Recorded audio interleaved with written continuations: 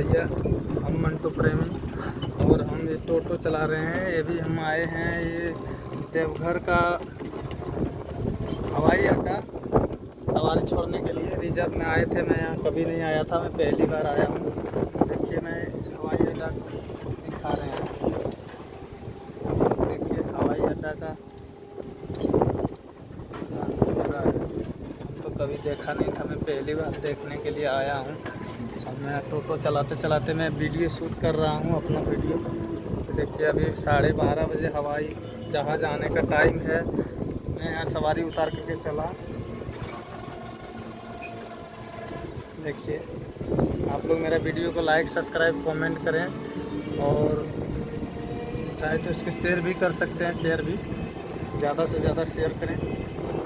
और ये मेरा मोबाइल थाने में फंसा हुआ था 2 महीना से, अब इसलिए मैं अपना वीडियो शूट करके नहीं आप लोग के बीच छोड़ सकता था। मेरे पास अब मोबाइल आ गया है। देखिए यहीं तक मैं समाप्त करता हूँ। आगे का वीडियो नेक्स्ट दिन आप लोग के बीच लाऊंगा।